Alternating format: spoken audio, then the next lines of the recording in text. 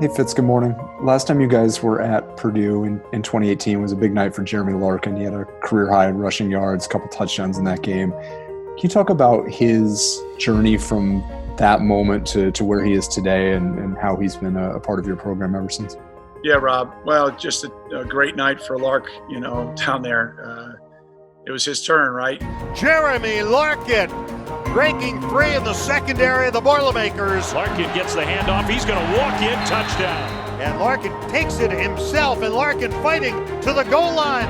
Touchdown. We thought, here we go. This is the guy that we thought was going to be the heir apparent to the all-time leading rusher in program history. And obviously that changed a couple of weeks later.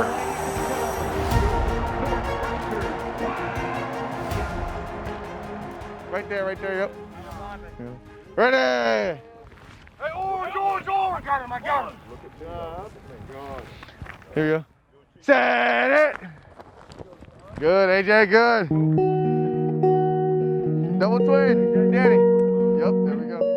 You know, what was exciting for me coming back as a coach here and coaching running backs was getting the opportunity to coach a guy like Jeremy Larkin. You know, I've had the honor to coach some really good backs in the past, and he fit that mold. He's a 3-down back. You know, he can run it, obviously. He's got great moves, great balance, breaks a lot of tackles. You can give him the ball all day long. Off a tackle, Jeremy Larkin is in. We just lost a tough game to Akron, and in the game, he hurt his ankle. And as they were doing his ankle, he was talking about his neck and his shoulder and kind of having stingers down his arm. And I go on the road recruiting, and I get a call from our head trainer, Kevin Kikugawa. I'm like, hey, we got Lark. He's seeing one of the top neck specialists in Chicago.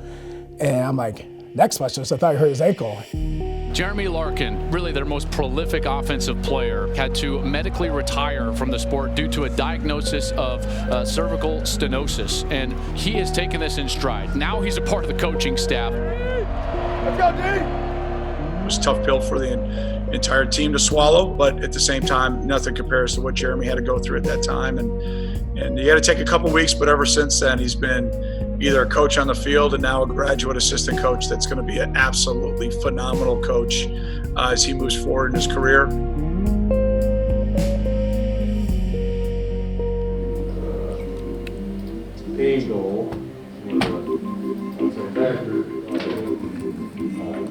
Initially, it was hard. It was, very tough process to go through those first couple of months out of football, and then kind of adjusting into to the regular life and what I wanted to do. And then it started to pick back up when I kind of realized that coaching football and being still part of football was something that I really wanted to do. So from there, just kind of being able to jump into it full speed ahead, it's kind of been just a great transition for me. You know, Fitz and I came up with the idea, let him be my assistant. Let him come help me coach the running backs. Hopefully his knowledge of playing and me kind of showing him the ropes of coaching would help him through this process as he's going into it, and let him find out if this is what he wants to do the rest of his life. You're on the ball, flex at about 2 yards from the tackle, 2 yards from the tackle, flex.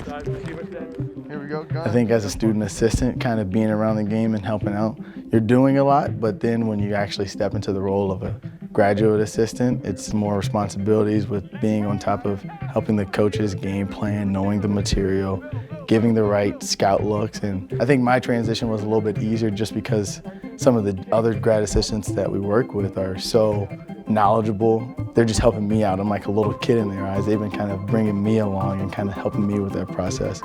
Berg!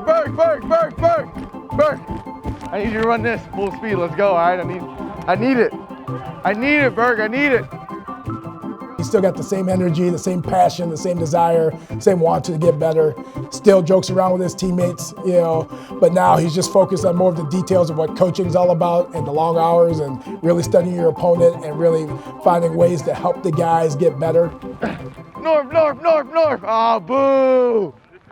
We started him off in a challenging way. We've put him with the secondary. He's totally out of his comfort zone. Coaching a position that, maybe he didn't play here in college, but doing an excellent job and being a great resource for our guys in the back end. They're a little more vocal, and they just bring a lot of energy. It's been a lot of fun for me. I've enjoyed it, and especially the way they've been playing this year, you can kind of see how that hard work has paid off, so it's been really fun.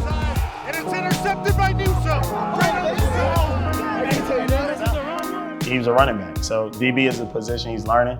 I think he's doing a great job of, trying to understand the position, understand things. He'll coach guys up, and he gives us a different perspective. He gives us that offensive mind. It's been really good, and I think it's just mostly been built on that trust and respect that we've had, not only as teammates, but kind of too as I've gotten into this role. The opportunity for Lark to be around Fitz and be around this staff who are a bunch of great teachers, great people. And he gets to learn from those guys. I think it's just a great foundation to have as you get into this coaching profession.